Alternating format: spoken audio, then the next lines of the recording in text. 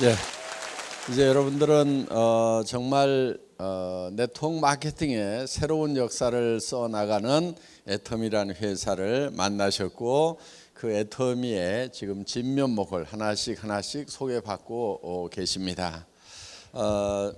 저희 애터미가 역사를 새로 쓰겠다고 하는 것은 지금까지 50년, 더 길게는 약 70년의 네트워크 마케팅 역사가 뭔가 잘못된 부분들이 있다 하는 겁니다. 그 역사가 잘못됐기 때문에 지금 사회적인 인식이 좋지 않다 하는 거예요. 그래서 이 네트워크 업계를 욕하고 다단계 업계를 욕하고 있는 그 사람들을 원망할 것이 아니고 정말 우리가 새롭게 해나가야 된다 하는 겁니다. 그래서 애터미라는 회사는 기존의 네트워크 마케팅 회사들, 그것이 합법적이든 불법적이든 그런 회사들하고 경쟁하지 않겠다. 그런 회사들하고 경쟁하는 것만 가지고는 의미가 없다. 그래서 저희는 정말 일반 사람들이 수당 안 받아도 그냥 필요한 물건 사러 가는 할인 매장이나 TV 홈쇼핑이나 인터넷 쇼핑몰하고 정말 품질과 가격 면에서 당당하게 경쟁을 해서 정말 우리가 더 싸게 파는 그런 업종이 되겠다. 그러면서도 우리가 수당을 덤으로 줘야 그것이 진정으로 덤으로 주는 수당이지, 가격 올려가지고 그걸 가지고 다시 수당이라고 풀어주고 있으면은 그게 무슨 의미가 있겠느냐 하는 거예요. 그래서 누군가를 희생시켜 가면서 이렇게 하고 있는 그런 돈을 버는 것, 그런 것은 의미가 없다 하는 거예요. 그렇기 때문에 아직 사회적 인식이 썩 좋아지지 않고 있는데, 애터미가 처음으로 이제 정말 일반 유통보다도 더 싸게 파는 회사로 자리매김을 하고 있고, 그리고 정말 기업 전반적인 면에서 합법적이면서도 도덕적인 그런 경영. 그래서 정말 우리 납품업체에 대금 지불하는 것도 정말 단 하루도 미루지 않고 즉각적으로 현금 지불을 하는, 그래서 일반 업체들보다도 훨씬 더 도덕적인 그런 경영을 하고, 그리고 세금을 내는 데 있어서도 저희 직원들한테 제가 부탁하는 게 있어요. 털어도 먼지 안 나는 회사가 되어야 된다. 털어서 먼지 안 나는 놈 없다고 그러는데, 세상에 다 먼지가 나도 애터미만은 털어도 먼지가 안 나는 그런 회사를 반드시 만들어야 된다고 제가 주문을 하고 있습니다. 그래서 이제는 정말 존경받는 그런 업종으로 자리매김을 해야 되겠고, 그 선봉에 애터미가 앞장을 서겠다는 거예요. 그러면은 정말 그렇게 해서 잘 되는 모습을 반드시 보여준다고 하면은 다른 업체들도 저희의 뒤를 따르리라고 생각을 하고, 그리고 이 네트워크 마케팅의 역사는 새롭게 쓰여지리라고 생각을 합니다. 앞으로도 우리의 자세를 흐트리지 않고 더욱 정진을 해야 되겠다고 생각을 하고 있고, 여러분들은 이제 그런 회사를 만나셨습니다. 그리고 앞으로 이제 이 네트워크 마케팅 업종은 정말 진정으로 존경받는 업종으로, 그것이 5년이 걸릴지 10년이 걸릴지 20년이 걸릴지는 모르지만은 반드시 우리 살아있는 동안에 정말 존경받는 업종으로 만들어 놔야 되겠다는 다짐을 여러분과 함께 하고 싶습니다. 여러분 다 같이 다짐하십니까? 예, 감사합니다. 이제 여러분들이 이 애터미를 만나셨다고 해서 가만히 있는데도 성공이 보장된 것은 아닙니다. 저희 애터미가 정말 이 서민의 삶에서 상류층으로 올라갈 수 있는 신분의 수직 상승이 가능한, 어떻게 보면 이 시대의 유일한 사다리라고 얘기들을 합니다. 실제로 우리 앞에는 그거를 증명할 만한 일들이 지금 여기 벌어지고 있고, 이 우리 성공하신 리더분들이 거기에 대한 확실한 답입니다. 그래서 앞으로 더 많은 성공자들, 정말 서민에서 가난한 뱅이에서 정말 가장 역할도 제대로 못해서 가정이 뿌리채 흔들렸던 그런 상태에서 이제는 사회적으로 봤을 때 상류층으로 올라가고, 또 이제 주변으로부터 존경받는 그런 이제 사회적 지도자로서의 역할을 할 수 있는, 정말 신분이 수직 상승하는 그런 이제 유일한 사다리를 애터미가 제공을 하는 겁니다. 그러면은 애터미가 그 사다리를 제공을 하지만은 결국 그 사다리를 올라가야 되는 것은 여러분 개인, 여러분 각자가 올라가셔야 된다 하는 거예요. 세상에는 누구도 저 위에까지 그냥 올려주는 경우는 없습니다. 그래서 여러분들이 어떤 마음가짐으로 이 사다리를 올라갈 것인가 하는 거예요. 이 사다리는 매우 쉽게 되어 있습니다. 정말 누구나 다 올라갈 수 있도록 이렇게 만들어 놨어요. 그 사다리라는 것은 한 계단만 올라가면은 그 다음 계단도 올라갈 수 있고 그 다음 계단도 올라갈 수 있고 그 다음 계단도 올라갈 수가 있어요. 한 번에 로얄 마스터까지 올라갈 수 있는 사람은 아무도 없습니다. 또 자기 힘으로만 로얄 마스터까지 올라갈 수 있는 사람도 아무도 없어요. 그렇지만은 여러분들이 판매사까지만 간다고 하면은 여러분 밑에 있는 사람 중에서도 나도 판매사를 할 수 있겠다 하는 사람은 나오게 되어 있다 하는 거예요. 그렇기 때문에 다른 사람과 힘을 합해서 그걸 만들어 나가는 거다 하는 겁니다. 그리고 그것이 만들어지는 성장의 원동력은 뭐냐면은 바로 우리 제품입니다. 우리 제품은 생필품이에요. 생필품이라는 것은 싸고 좋으면 반드시 팔리게 되어 있어요. 단 하루만 없어도 삶의 질이 뚝 떨어집니다. 돈이 없어도 써야 되는 것이고 경기가 나빠도 써야 되는 거고 심지어는 빚쟁이에게 쫓겨 도망 다닐 때도 써야 되는 거예요. 빚쟁이에게 쫓겨 도망 다니더라도 이는 닦고 다닐 거 아니에요. 온 나라가 파산이 되더라도 머리들은 감습니다. 머리는 어떻게든 돈을 구해서라도 머리는 감고 다녀요. 그리고 도리어 경기가 나빠지면 화장품은 더 팔립니다. 왜 그러겠어요? 남편들이 실업률이 높아지면 여성분들이 버려야 되기 때문에 맨낫으로 못 나가니까 한 세트씩 구비해서 찍어 바르고 나가느라고 경기가 나빠지면 화장품 매출은 뜨게 돼 있어요. 그래서 생필품이라는 것은 경기를 타지 않아요.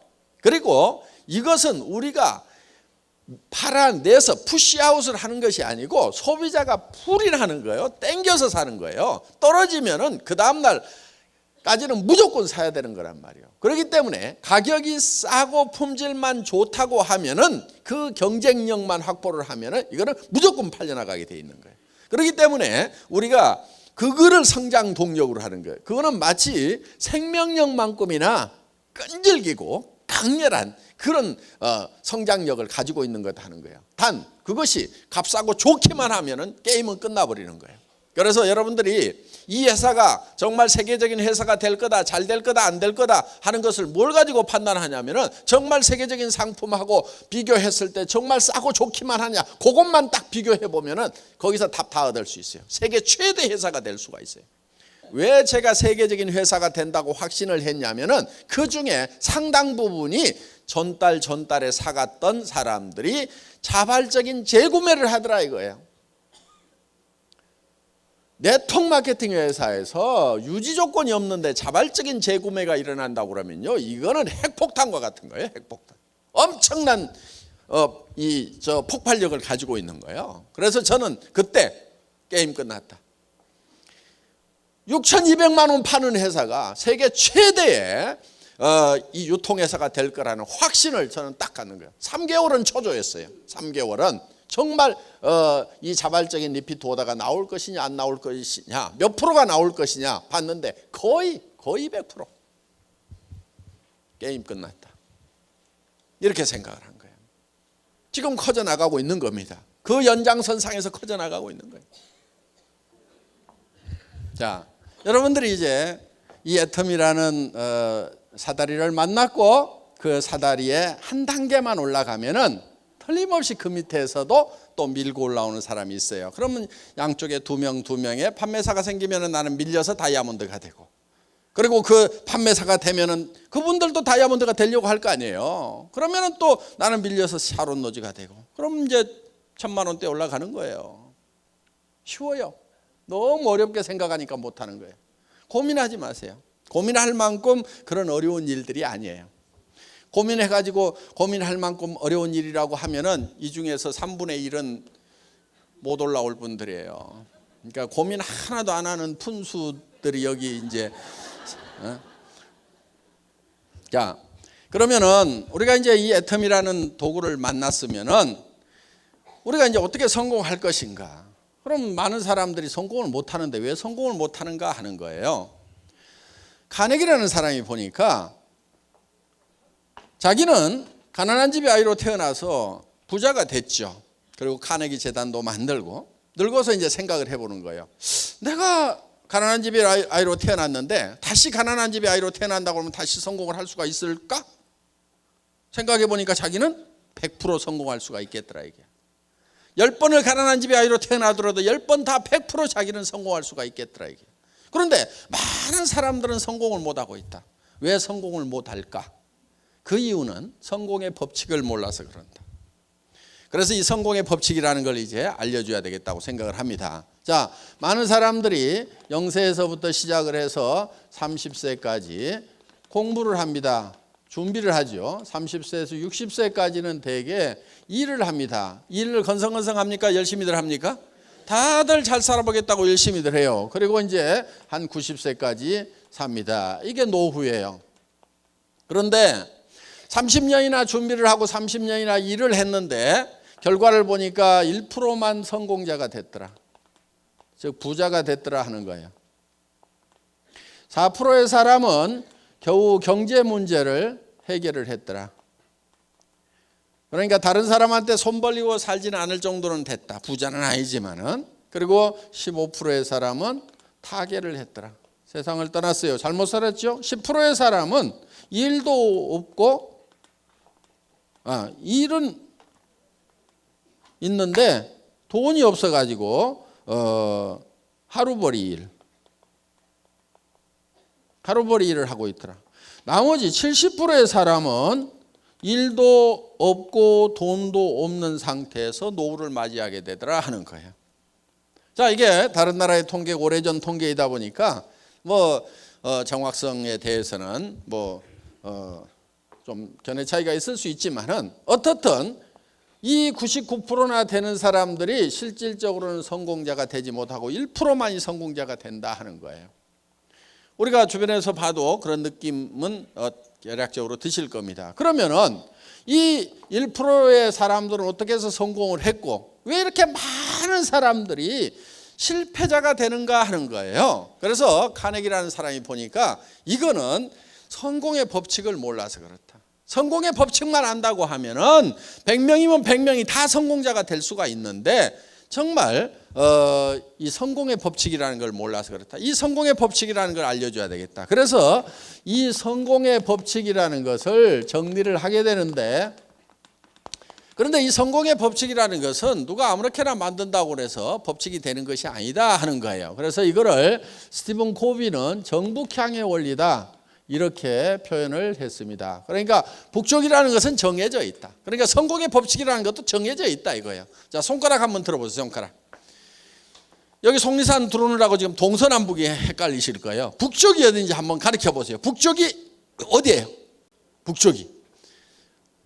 중구난방입니다. 자, 이쪽이 북쪽이라고 하는 사람이 제일 많은 것 같아요. 그럼 지금부터 여기를 다수결의 원칙에 의해서 북쪽이라고 정하겠습니다. 그럼 여기가 북쪽이 됩니까? 확신할 수가 없어요. 뭘 갖다 대봐야 되죠? 나침판을 갖다 대봐야 되는 거예요. 그런데 나침판을 대보기 전에도 북쪽은 이미 정해져 있는 거예요. 우리가 나침판을 대보면 북쪽이 어디라는 걸 확인한다 이거예요. 그러니까 성공의 법칙이라는 것도 정해져 있어요. 그대로 따라서 하면은 성공하는 거고 그대로 따라서 하지 않으면 실패자가 된다 하는 겁니다.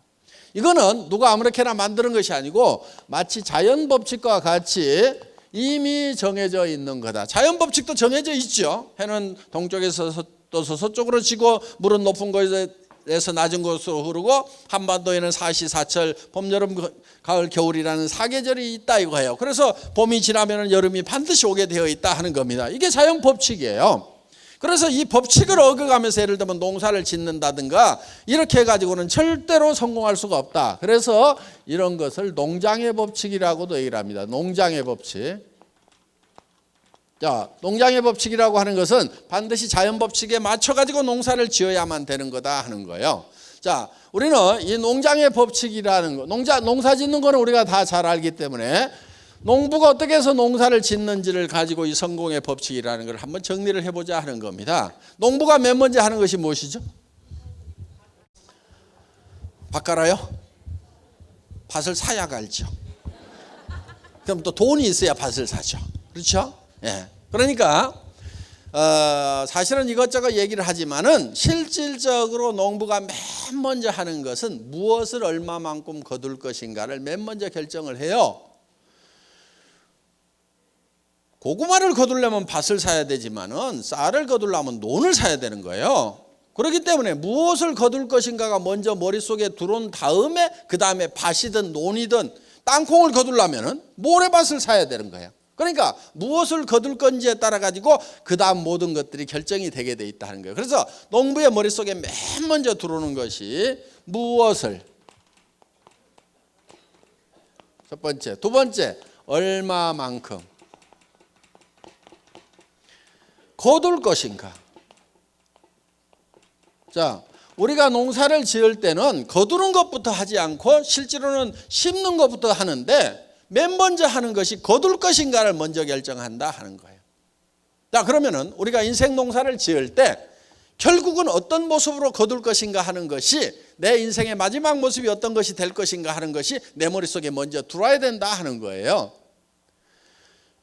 자, 그러면은 이 농부의 머릿속에 무엇을 얼마만큼 거둘 것인가 하는 것이 들어와야만이 거기에 따라 가지고 어떤 의사결정을 하는 거예요. 이런 것을 보통 MBO 뭐 이렇게 부릅니다. Management by Objectives. 그래서 Objectives, 목표라는 것을 가지고 매니징을 한다, 의사결정을 한다, 이런 뜻이에요. 그러니까 최종적으로 거둘 것을 가지고 의사결정을 해요. 자, 쌀 10가마를 거둬야 되겠다고 쌀 10가마, 쌀 10가마. 그러니까 무엇을 얼마만큼이 먼저 머릿속에 들어왔어. 그러면 그 쌀 10가마에 의해 가지고 논이 몇 평, 모짜리는 몇 평, 벽시는 몇 말, 농기구는 뭐, 인부는 얼마, 농자금은 얼마, 이런 것들이 전부 쌀 10가마라는 것이 먼저 결정되고 나서 나머지가 쪼록 결정이 돼요. 만약에 땅콩 2가마가 머릿속에 들어왔다고 하면은 논을 사면 안 되는 거예요. 뭘 사야 돼요? 모래밭을 사야 되는 거고, 거기에 심는 농기구도 다 달라져야 되는 거고, 벽시를 준비하는 것이 아니고 땅콩을 갖다 심어야 땅콩이 나오게 돼 있다는 거예요. 그러니까 무엇을 거둘 것인가가 먼저 들어오게 되어 있다. 오브젝티브스가 먼저 들어오고 나서 이 오브젝티브스를 가지고 목표에 의한 매니징을 하고 있다 하는 거예요. 이것이 인생에는 잘 적용이 안 되고 있는데 기업이나 국가에는 아주 주도 면밀하게 이게 적용이 되고 있어요. 현재 잘 활용이 되고 있어요. 그런데 인생 살아가는데 개인 인생에는 이게 이 법칙이 지금 들어와 있지 않는 거예요. 그래서 우리가 무엇을 얼마만큼 거둘 것인가를, 예를 들면 쌀 10가마를 내가 농부가 봄에 머릿속에 집어넣으면은 그 쌀 10가마를 가지고 논 사이즈라든가 농기구라든가 언제 심을 건지 그 다음에 어떻게 가꿀 것인지가 다 결정이 된 다음에 가을이 되면은 농부의 머릿속에 있던 쌀 10가마가 어디로 들어와요? 창고로, 곡간으로 들어오는 거예요. 그러니까 모든 농부의 곡간에 들어가는 곡식은 반드시 먼저 농부의 머릿속에 있던 것이 들어가게 돼 있다 이거예요. 그러니까 농사를 지으면은 물론 뭐 천재지변에 의해서 1%, 2% 뭐 농사 망치는 경우도 있지만은 95%, 97% 다 농사 목표한 거 거두잖아요. 그런데 인생 농사는 왜 못 거두느냐? 자연 법칙대로, 농장의 법칙대로, 성공의 법칙대로 인생 농사를 안 짓기 때문에 그렇다는 거예요.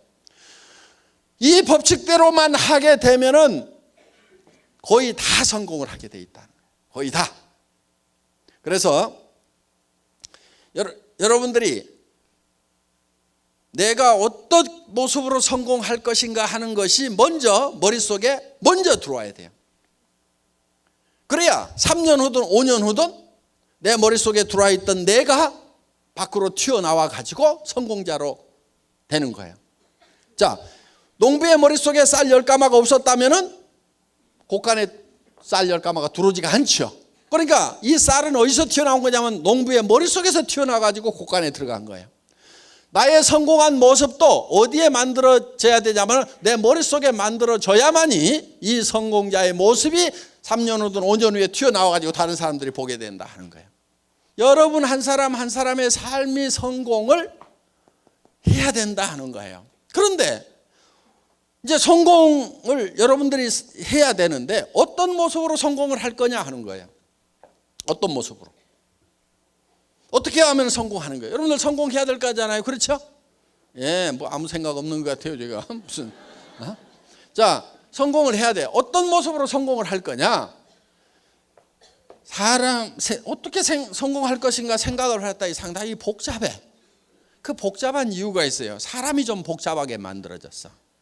사람은요, 뭐가 있냐면은 육이라는 게 있어요. 육. 요 육 있죠, 육. 예. 그 다음에 영이라는 게 있어요. 영. 스피릿. 그 다음에 혼이라는 게 있어요. 소울. 그 다음에 주변 환경. 이렇게 둘러싸여 있어요. 그런데 이 각각이 요구하는 바가 달라요. 그래서 복잡한 거예요. 그런데 이 복잡하지만 이거를 다 만족을 시켜야 돼. 자, 이렇게 6이 있어요. 6. 그런데 이 6이 요구하는 바가 있고 우리가 0이 있는데 0이 영에게 필요한 게 있고 혼이 있는데 혼에게 필요한 게 있어요. 자, 6이라는 것은 건강해야 되겠죠? 오래 살아야 돼. 장수를 해야 돼. 그리고 풍요롭게 살아야 돼요. 의식주를 해결함으로 말미암아서 안전하게 살고 싶은 욕구를 가지고 있다 하는 거예요. 자, 그래서 한마디로 얘기하면 잘 살아야 돼요. 우리의 영은 혼하고는 달라요. 그리고 이 영이라는 것은 짐승하고 사람이 구별이 되는 거예요. 무슨 원숭이가 변해갖고 사람이 됐다고 하는 말도 안 되는 소리를 하고 있는데 원숭이가 변해갖고 사람이 되지 않습니다. 그러면 원숭이를 개처럼 끌고 다니면 안 되죠. 그렇죠? 조상님인데 잘 모셔야지. 그런 싸가지 없는 그 후손들이 어디가 있어요? 조상이라고 그러면서 개처럼 끌고 다녀. 원숭이는 절대 우리의 조상이 아니에요. 왜냐하면은 그는 처음부터 창조될 때부터 원숭이로 창조가 된 거예요. 자, 그래서 이 동물하고 사람을 구별하는 기준이 뭐냐면 동물은 영이 없어요. 혼은 있어요. 혼. 이 영이라는 것은 우리가 잘 구별이 안 되는데 양심 같은 거예요. 양심. 그리고 이 영은 시간에 관한 개념이에요. 시간에 관한 개념. 이 영은 시간을 인지를 할 수가 있어요. 동물은 시간을 인지를 하지를 못해요. 사람은 이제 내가 죽으면은 얼마 후에 인생이 끝나는구나. 그러면서 과거도 돌이켜보고 그럼 앞으로 미래는 어떻게 될까 이런저런 생각을 하죠. 시간을 초월해서 과거로 미래로 왔다 갔다 하는 이런 영적인 능력을 가지고 있어요. 그런데 걔가 나이 먹어서 늙으니까 내 견생이 끝나가는구나. 내가 죽으면 어떻게 될까? 요거 고민하고 있는 걔 보셨어요? 없어요. 왜? 걔는 영이라는 것이 없기 때문에 이 시간에 관한 개념 자체가 없어요. 그리고 이거는 창조주로부터 사랑을 받고 사랑하고 싶은 욕구를 가지고 있는 거예요. 동물은 이런 게 없어요. 동물 중에 기도하거나 제사 지내는 개 보셨어요? 아주 영리하게 가르쳐 놨더니 조상이 죽었다고 제사 지내는 개 없어요. 그런데 사람은 아무리 미개하더라도 조상에 대해서도 생각하고 신에 대해서 항상 생각을 해요. 그 영적인 능력을 가지고 있어요. 그래서 우리는 창조주로부터 사랑을 받고 창조주를 사랑하는 데서 진정한 만족을 얻을 수가 있다 하는 거예요. 자, 그리고 이 혼이라는 것은 동물도 가지고 있어요. 자, 감정이 여기에 해당됩니다. 감정. 희노애락. 걔도 밥 먹을 때 걷어차면 노하시죠? 예. 그 다음에 뭐 주면은 또 꼬리 살랑살랑 흔들고 희락에 빠지시죠? 예. 희노애락 감정이 있어요. 그리고 걔도 그걸 가르칠 수 있어요. 야, A짬으로 와, B짬으로 와. 이런 거 하면 되잖아요. 그렇죠? 그리고 기억력도 있어요. 그래서 주인도 알아보고 자기 집도 다 찾아오는 게 이 혼의 활동이 있기 때문에 그러는 거예요. 그래서 이거는 이 평온한 감정을 가지고 살아가고 싶은 그런 욕구를 가지고 있고, 그 다음에 우리는 배우고 싶은 욕구를 가지고 있어요. 그 다음에 우리는 주변 환경에 대해서 공헌하고 싶은 욕구를 우리는 가지고 있어요. 왜 우리는 주변 환경에 대해서 공헌하고 싶은 욕구를 가지고 있냐면은 이 자연 환경과 사회적 환경에 대해서 우리는 반드시 이로움을 끼치고 어떤 좋은 영향을 미치고 싶은 그런 욕구를 가지고 있다 하는 거예요. 그런데 남을 위해서나 또 이런 어떤 환경을 위해서 아무런 이로운 일을 하지 않고 죽게 되면은 죽을 때 나는 참 쓸모없는 사람이었구나. 나는 나만 위해서 살았지 뭔가 이로운 것을 해본 적이 없구나. 이것이 하나의 회한이 될 수가 있다는 거예요. 그러니까 그런 것도 해야 되는 거예요. 자, 이런 네 가지가 우리의 이제 그 요소인데, 자, 우리는 이 육이라는 것은 실제로 우리의 본질이라기보다는 우리의 영과 혼이 우리의 본질이에요. 더 깊이 얘기하면 영이 우리의 본질인 거예요. 그래서 이 사람은, 이 영은 시간의 개념이 있어요. 그래서 영원을 사모하는 마음을 주셨도다 그랬거든요. forever, 영원. 사람은 영원을 사모해요. 그러니까 이 육이라는 것은 우리 영과 혼이 살고 있는 집이에요. 집. 보세요. 초가지붕이죠. 여기 창문이 뚫려 있죠. 지금 창밖으로 내다보고 계시는 거예요. 여기 봉창 하나 뚫어가지고 길가에 지나가는 소리 들리라고 이제 구멍 하나 뚫어놨죠. 여기 환기창 있죠. 그래서 맑은 공기 들어가고 나쁜 공기 밖으로 다 나오죠. 안에 덕트도 있어요. 여기 식당들 있죠. 집집마다. 그래서 이제 대충 들어오면 안에서 다시 재조리를 해가지고 이제 이렇게 넘깁니다. 자, 여기 음악실도 있어요. 그 다음에 이 집은 항상 36.5도로 항상 온도가 따뜻하게 유지가 돼요. 여기 보일러실 펌프가 하나 있어가지고 온수를 계속 돌리잖아요. 가끔 온수를 빼고 나면은 부르르 떨어요.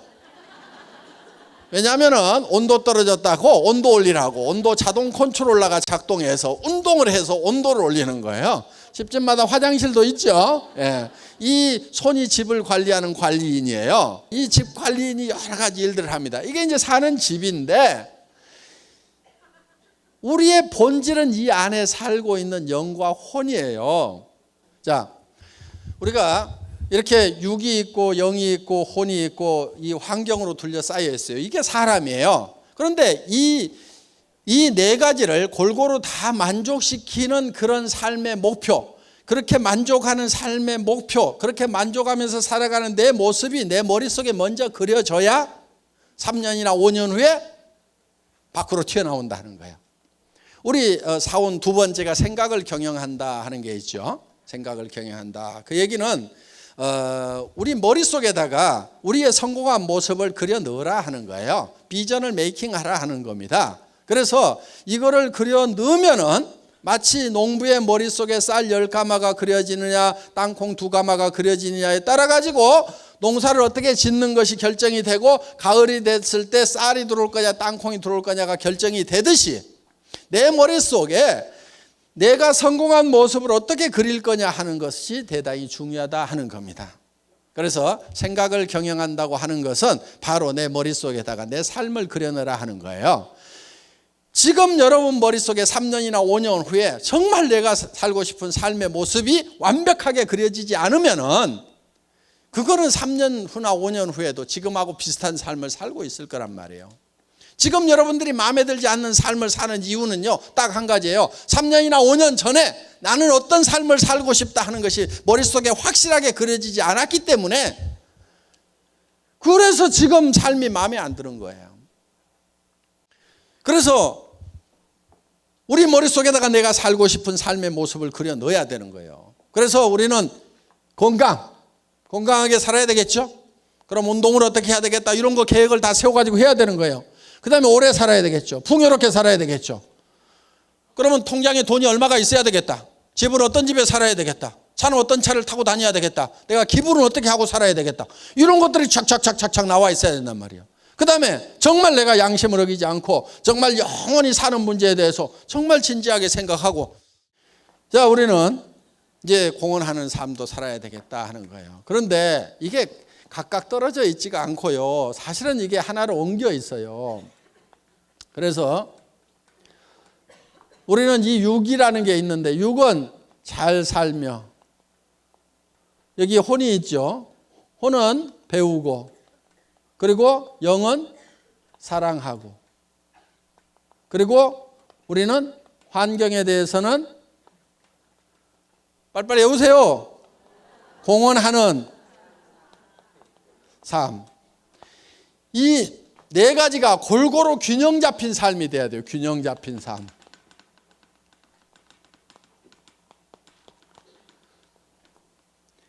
밸런스드 라이프가 돼야 되는데, 이 균형이 깨지게 되면은 최소율의 법칙이 가지고 다 좋은데 건강이 안 좋아. 그러면 그걸로 불행해지는 거예요. 건강하기도 하고 뭐 한데 돈이 없어. 그럼 그것도 불행한 거예요. 돈도 있고 뭣도 하는데 순 거짓말만 해갖고 도둑놈같이 돈을 벌었어. 양심을 어기고 벌었어. 그러면 그 인생도 그 수준밖에 안 된다 이거예요. 그렇기 때문에 우리는 이 네 가지가 다 골고루 만족시키는 그런 삶을 살아야 된다는 겁니다. 그런데 이 네 가지가 떨어져 있는 것이 아니고 한데 어우러져 있어요. 그래서 우리가 이걸 각각 띄워놓고 보면 아무것도 아닌 게 돼버려요. 예를 들면 아이고 잘 살면 뭐해 이런 사람들 있잖아요. 근데 우리가 잘 살아야 되는 이유는요, 사랑하는 사람이 있기 때문에 우리가 잘 살아야 되는 거예요. 내가 못 살게 되다 보니까 내 자식도 못 살고 내 마누라도 못 살고 내 남편도 못 살고 내 부모도 자식 걱정하다가 돌아가시게 되고 가난이 대물림 되고 이런 문제가 발생을 한단 말이에요. 그래서 자녀들이 고민 살아가다가 이 세상이라는 벽을 넘기지 못해갖고 자살하는 청소년들이 늘어나고, 자살까지는 안 하더라도 좌절해서 실망하고 힘이 빠져가고 살아가는 이 젊은이들에게 정말 우리가 뭔가를 이 젊은이들에게 힘을 주기 위해서는 우리가 잘 살아야 된단 말이에요. 그렇게 하려면 또 배워야 되겠죠. 그래서 이 잘 살아야 되겠다는 욕구가 약한 사람은요, 그 마음에 사랑이 식어서 그러는 거예요. 사랑이 식어서. 이 애텀이라는 도구, 학력도 필요 없고 미모도 필요 없고 나이도 안 따지고 자본도 필요 없고 경험도 필요 없고 기술도 필요 없고 정말 하겠다는 열망 하나만 가지고 누구나 다 성공하는 이런 사다리가 마련됐음에도 불구하고 그거를 열심히 오르지 않는 사람은 이유는 딱 한 가지예요. 그 마음에 사랑이 없는 거예요. 여러분들이 정말 내가 몸이 부서져도 좋다, 내가 어떤 희생을 치르더라도 정말 내 사랑하는 사람들을 위해서 잘 살 수 있는 길만 있다고 하면 나는 몸이 부서져라고 일을 하겠다고 그렇게 마음의 준비가 되셨냐 하는 거예요. 그렇게 마음의 준비들이 되셨어요? 목소리들이 좋고. 준비가 되셨어요? 예.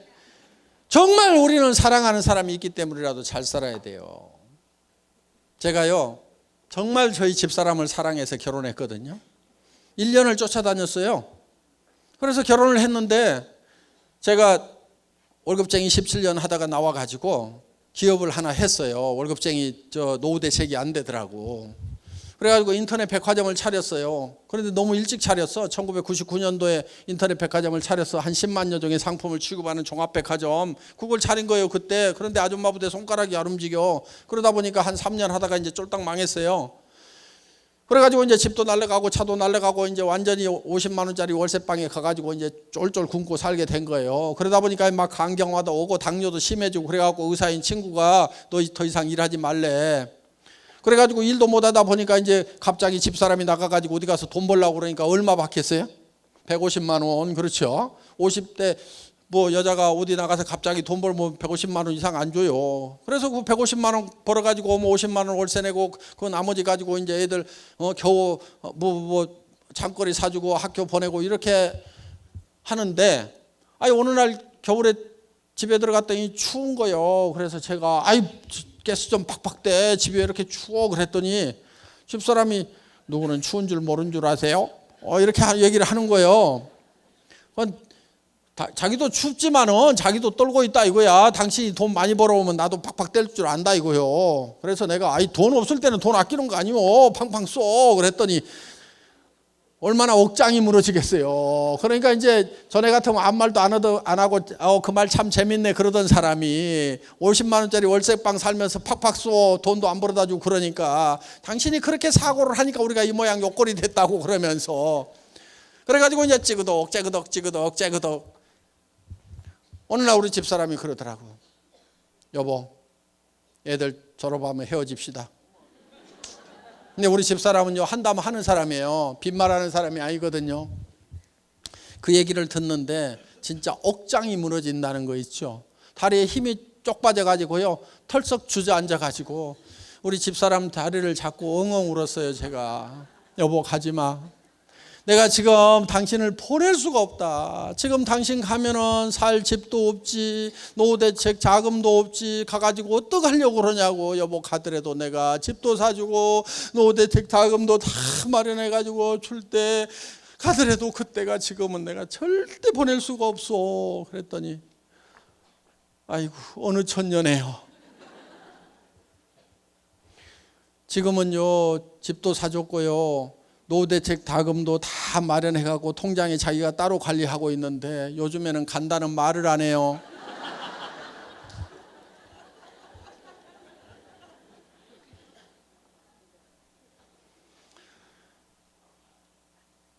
지금은 집에 들어가면요 저희는 거의 붙어 있어요.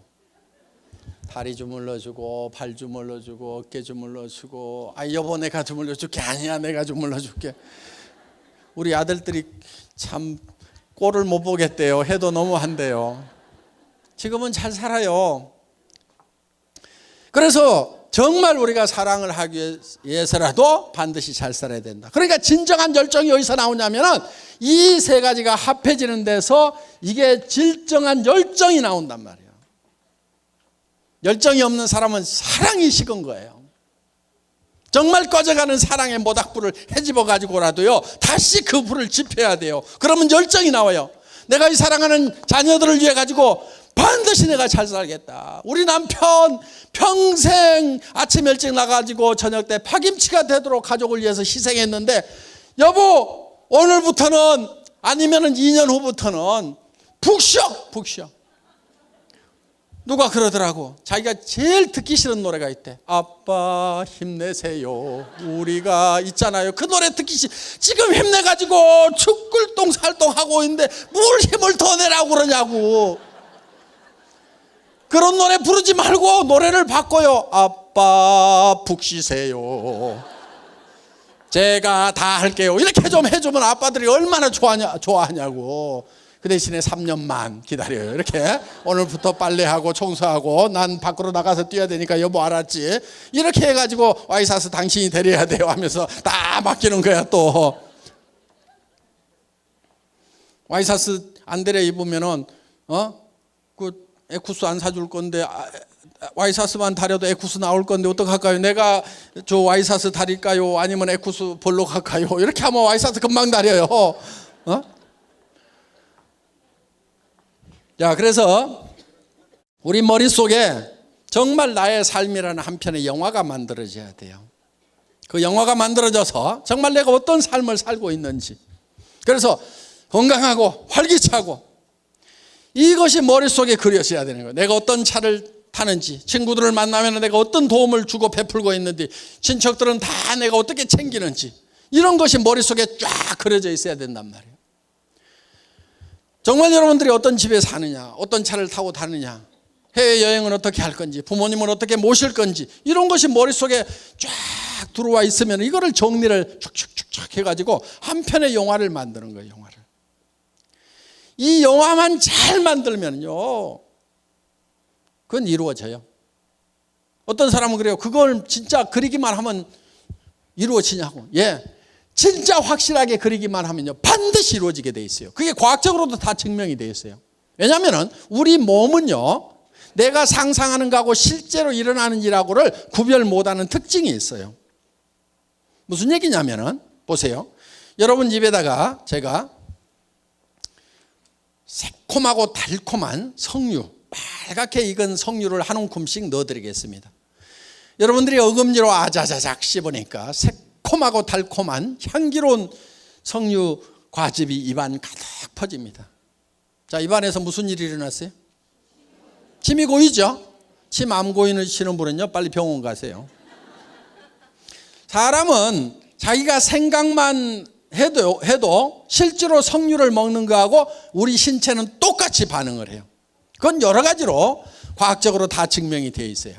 그래서 그거를 자기 충족적 예언이라고 하는데, 자기가 충족할 만큼, 풀필이 될 만큼, 자기가 만족할 만큼 어떤 생각을 하게 되면은 몸이 거기에 맞도록 바뀌어버린다 하는 거예요. 또 쉬운 예를 하나 들어볼게요. 여러분 아침에 피곤하시죠? 일어날 때 몸이 천근만근 피곤하시다 하시는 분들, 제가 한 방에 싹 고치는 방법 가르쳐 줄게요. 물론 우리 해모임 드셔도 돼요.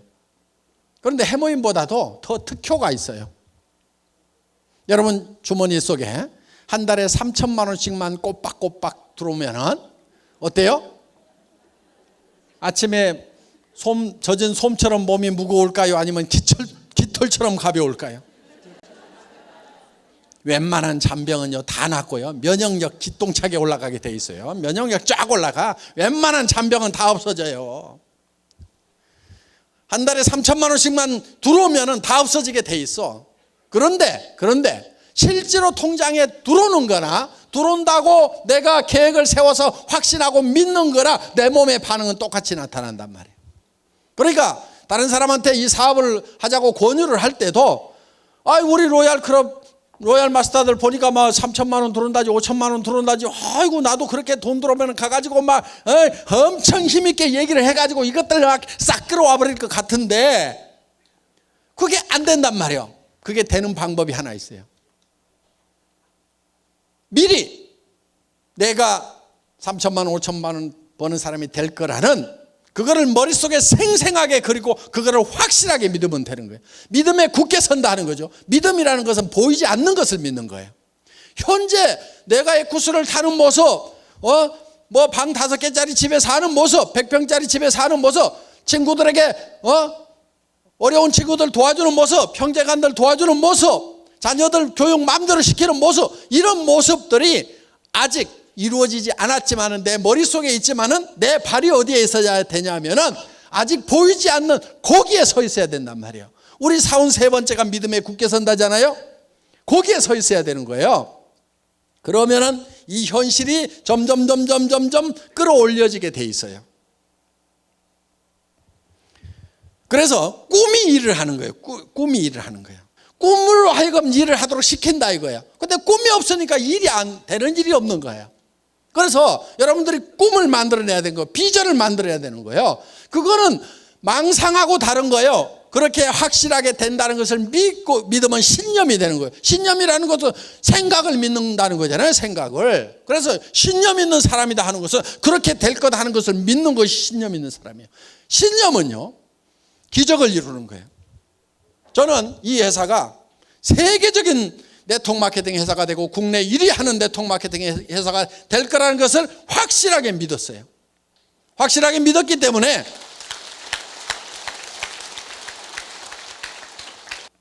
박정수 크라운 마스터가 처음에 만났을 때 어디서 만났냐면 오리탕집 하다가 망한 아줌마예요. 그래서 그 오리탕집에 17명이 모여 있는데 거기에서 애터미라는 회사의 첫 세미나가 있었어요. 그 17명을 모아놓고 제가 여기에서 익산에서 제일 큰 아파트에 들어가는 사람이 나올 거다. 익산에서 세금을 제일 많이 내는 사람이 여기서 나올 거다. 이 애터미라는 회사는 세계적인 회사가 될 거다. 글로벌 회사가 될 거다. 그렇게 얘기를 했어요. 그리고 크라운 마스터가 되면은 에쿠스를 주겠다고 얘기를 했어요. 3억 원을 주겠다고 얘기를 했어요. 그런데 그때 제가 타고 간 자동차는 얼마짜리였냐면 280만 원짜리 중고 카니발이었어요. 그 중고 카니발을 돌돌돌돌 타고 가가지고 에쿠스를 주겠다고 얘기를 한 거예요. 그런데 제 머릿속에는 에쿠스가 확실하게 그려져 있었어요. 제 머릿속에 있던 그 에쿠스가 지금 튀어나와가지고 지금 박정수 크라운 마스터가 타고 다닌단 말이에요. 저 에쿠스가 어디서 나왔어요? 제 머릿속에서 나왔고 저는 이 생각을, 이 에쿠스라는 생각을 믿었던 거예요. 반드시 저렇게 된다는 신념을 가지고 있었던 거예요. 그러니까 저 에쿠스가 어디서 튀어나왔냐면 안 보이는 데서 튀어나왔단 말이에요. 빨간 그림 머릿속에서 튀어나왔고 제 머릿속에 그리는 것을 박정수 로얄 크라운 마스터의 머릿속에다 집어넣으니까 그 에쿠스가 지금 에쿠스 속으로 들어가기 전에 그 에쿠스가 몇 년 전에 박정수 크라운 마스터 머릿속에도 들어온 거예요. 그러니까 이제 에쿠스 타고 다니잖아요. 에쿠스요 끌고 왔죠? 네, 저기 세워져 있더라고.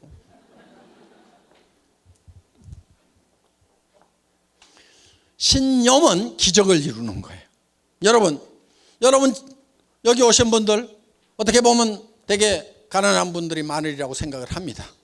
또 왕년에 잘 살았지만 한바탕 엎어먹은 분들도 있을 거고, 뭐 노후 대책은 뭐 그런 대로 돼 있지만은 베풀 돈이 없어가지고 또 앉아 계시는 분도 있을 거고, 지금 꼴가닥 죽게 생긴 사람도 있을 거예요 지금. 그리고 마이너스 통장 때문에 엎어치기 하느라고 정신없는 분도 있을 거고, 다음 달 어떻게 살아갈 건지 앞이 캄캄한 분도 있을 거고, 그거를 벗어나는 유일한 길은 여러분들 머릿속에 정말 내가 한 달에 3천만 원씩 벌고 5천만 원씩 번다는 것을 확실하게 믿는 거예요.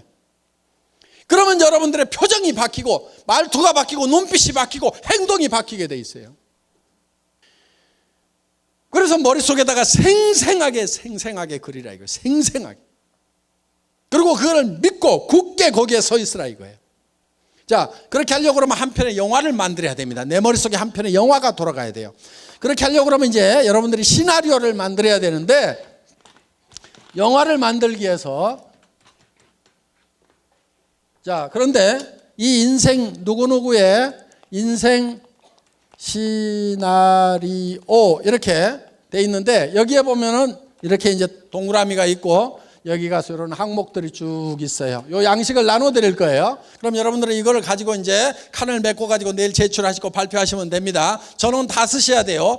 자, 그러면은 여기 네 가지가 여기 다 들어가야 된단 말이에요. 그러면은 6 건강, 그럼 건강 집어넣자 이거예요. 그 다음에 우리가 잘 풍요롭게 살려고 그러면 주택 문제가 있죠. 그 다음에 또 뭐가 있어요? 자동차. 예, 자동차. 또 여행도 다녀야 되겠죠. 그 다음에 뭐 건강 썼고요. 또 사랑하는 자녀들 교육도 있겠죠. 효도도 있겠죠.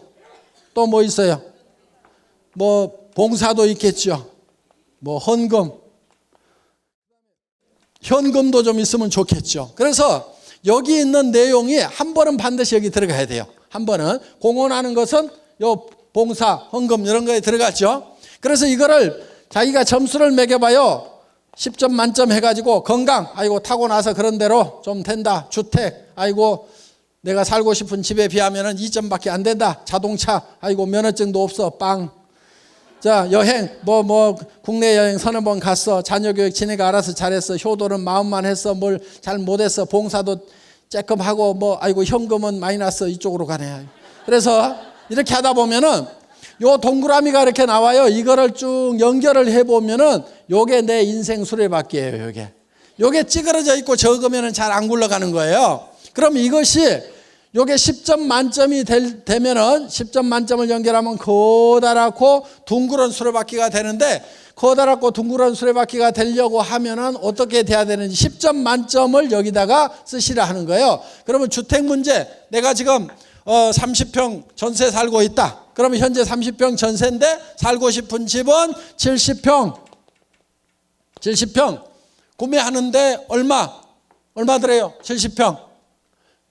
예? 그냥 10억 잡어. 중간 좀 해가지고. 자, 10억. 서울에서는 10억 주고 사기 어렵죠. 하여간 10억. 그리고 언제까지인지 날짜를 적어야 돼. 날짜. 언제까지? 2022년. 이렇게. 딱 적으란 말이에요. 날짜를. 5년 후, 10년 후 이렇게 적지 말아요. 내년에도 5년 후, 내년에도 5년 후, 내년에도 평생 5년 후. 그러니까 못을 딱 박으란 말이에요. 여기다가. 그리고 중간 단계를 하나 더 적을 수도 있어요. 예를 들면 2022년까지는 내가 70평 10억짜리를 사는데, 예를 들면 40평으로 가는 것은 내가 예를 들어서 5억만 있으면 된다. 그러면 2018년까지는 내가 5억짜리를 사겠다. 이런 식으로 계획을 딱 정확하게 세우란 말이에요. 자동차 무슨 차 타고 싶으세요? 아무 생각 없어요. 벤츠. 모르면은 가가지고 견적 딱 받아보세요. 그리고 사진 갖다가 집에다 붙여놓으세요. 자, 여행. 뭐 누구하고 함께 하겠다. 그래서 이거를 적을 때 3가지 요령이 있어요. 첫째, 명료하게 적어라. 명료하게, 구체적으로. 명료하게 적으라는 건 구체적으로 적으라 이거예요. 차는 색깔까지도 다 적고 집은 방이 몇 개인지 무슨 동 주소까지도 다 쓰면 더 좋아요. 두 번째, 기한을 적으라 이거예요. 기한. 세 번째, 금액을 적으라 이거예요. 돈이 얼마가 들어가야 되는지를 알아야 사든지 말든지 할 거 아니에요. 자, 자녀 교육에 대해서는 어떻게 하겠다. 효도는 어떻게 하겠다. 효도하면서요 20만 원 30만 원 용돈 들면서 효도 다 했다고 생각하시는 분들, 그렇게 하지 말고 생활비를 들이세요. 200만 원에서 300만 원은 들여야 노인네들도 품위도 하고 치료비도 쓰고 친구들하고 좀 가시고 할 거 아니에요. 그래서 이 정도는 좀 드려야 되겠다는 생각을 하시란 말이에요. 헌금, 내가 기부 어떻게 하겠다. 여러분, 현금도 좀 있으면 좋아요. 그렇죠? 남편 모르는 현금, 내 마음대로 쓸 수 있는 이런 게 좋잖아요. 그런데 이런 것도 한 5억 정도 딱 가지고 있으면 얼마나 좋냐고요. 그렇죠? 그래서 내가 친구가 어려우면 딱 좀 집어줄 수도 있고, 조카 결혼식에도 뭐 내 마음대로 좀 보낼 수도 있고, 또 형제간들 어려우면 뭐 할 수도 있고, 아 조카가 좋은 대학 갔다 그러면 또 아이고 기분 좋아서 또 돈 1,000만 원 줄 수도 있고, 좀 이렇게 내 마음대로 쓸 수 있는, 그러니까 각자 주머니를 좀 찰 필요 있어. 우리 부부도 그래요.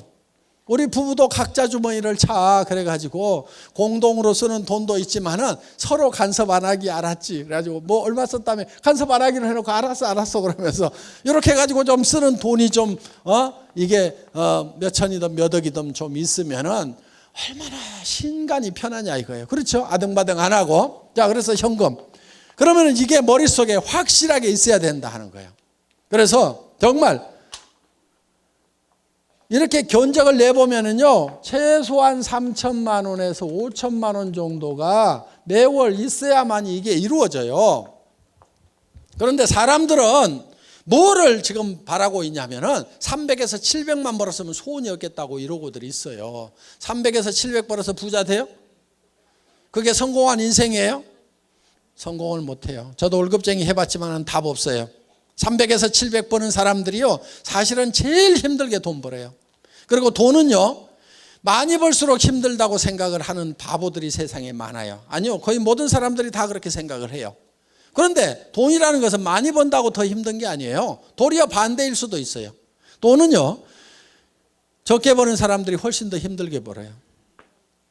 100만 원, 200만 원 버는 사람하고 1,000만 원, 2,000만 원 버는 사람하고 한 달에 1억, 2억 버는 사람하고 누가 제일 힘들게 일하고 있을 것 같아요? 100만 원, 200만 원 버는 사람이 제일 힘들게 일해요. 300에서 700 버는 사람들이요, 박 터지게 일하고 있어요. 지금 보면은. 그것도 머리 좋은 놈들이 모이는 자리가 300에서 700짜리거든요. 여러분, 그런 돈 벌려고 하지 마세요. 무지무지하게 힘들어요. 그 돈은 3천에서 7천 벌겠다고 생각하는 놈은 별로 없으니까요. 그런 일들이 별로 경쟁이 없어요.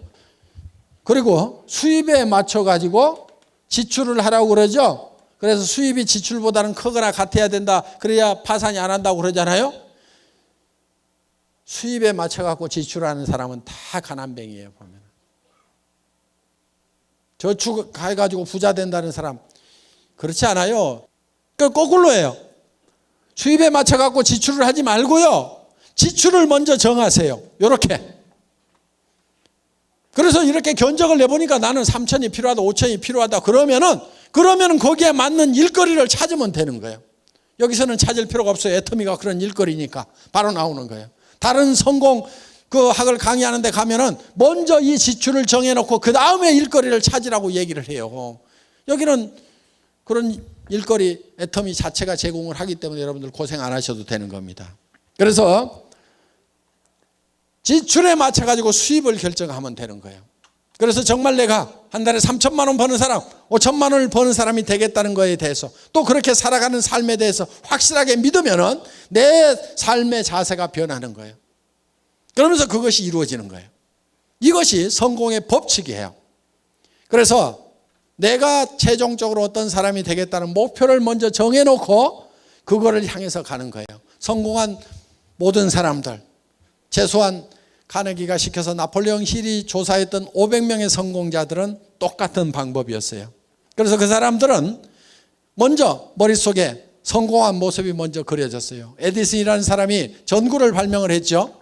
그 전구가 세상에 보이기 전에 먼저 에디슨의 머릿속에 전구불이 켜졌어요. 그래서 수천 번인지 수만 번인지 모르지만은 계속 그 실험을 해서 결국은 에디슨의 머릿속에 켜졌던 전구가 지금 밖으로 나와 있는 거예요. 성공의 원리는 다 그래요. 포드라는 사람이 자동차를 만들 때도 자동차에 물결이 넘치는 도로를 생각을 했어요. 그래서 어떻게든 자동차를 싸게 만들려고 하면 대량 생산을 해야 된다. 대량 생산하는 방법은 컨베이어 시스템이다. 그렇게 해서 오늘날 마이카 시대를 열어놓은 거예요. 성공한 사람들은 다 성공한 그 모습이 먼저 머릿속에 그려져 있었던 거예요. 여러분들도 머릿속에다가 뭘 그려야 되냐면 내가 성공적인 삶을 살아가는 나의 삶이라는 한 편의 멋있는 영화, 그 영화는 내가 홀라당 반할 만큼의 영화가 돼야 돼요. 그렇게만 될 수 있다고 하면 나는 어떤 희생이라도 감수하겠다고 생각할 만큼 그런 멋있는 영화, 정말 풀필이 되는, 내가 충만할 수 있는 그런, 만족할 수 있는 그런 영화를 만들어내야 되는 거예요. 애누리 하지 마세요. 그러면 여러분들의 몸은 정말 슈퍼맨처럼 힘이 나게 돼 있는 거예요. 5천만 원이 들어오는 그 신나는 삶이 머릿속에 들어있다고 하면은 발걸음부터가 달라지는 거예요. 맨날 그냥 어슬렁 힘 빠져가 그렇게 다니겠어요? 그렇지 않아요. 5천만 원이 들어온다고 그러면 보무도 당당하게 그냥 2번씩 굴러가지고 그냥 얼마나 멋있게 다니겠어요. 그냥 세상 사람들은 나를 따르라 하는 당당한 그런 걸음걸이로 가가지고 친구들도 박수를 내고 니네 그렇게 살지 말아라 이것들아. 니네 노후가 나는 너무 뻔히 보여가지고 니네 불쌍해갖고 내가 구제해 주러 왔다고 할 말고 큰 소리 칠 만큼 그렇게 여러분들 자신을, 여러분의 비전을 가지고 변화를 시켜야 된다 하는 겁니다. 그리고 그것이 이루어질 때까지 반드시 그 비전 위에 서 있어야 돼요. 믿음은 보이는 것을 믿는 게 아닌 거예요. 그러면 그것이 이루어지는 거예요. 그래서 절대 그 비전에서, 꿈에서 깨면 안 돼요. 여기서는 그 꿈 속에 있다가, 비전 속에 있다가 문제는 나가면은 제정신이 돌아와. 이게 문제야. 절대로 제정신이 돌아오면 안 돼요. 그래서 내가 먼저 미치고 비전 덩어리가 되고 주변 사람을 미치도록 만들어야 돼. 이 미치광이들을 전념을 시켜갖고 내 주변 사람들을 다 미치광이로 만들면은 여러분들도 정말 꿈을 이루게 됩니다. 자, 선배들이 어떻게 썼는지 그 양식을 잠깐 보기로 하겠습니다. 자, 이렇게들 썼어요. 예, 이렇게 다들 잘 썼습니다.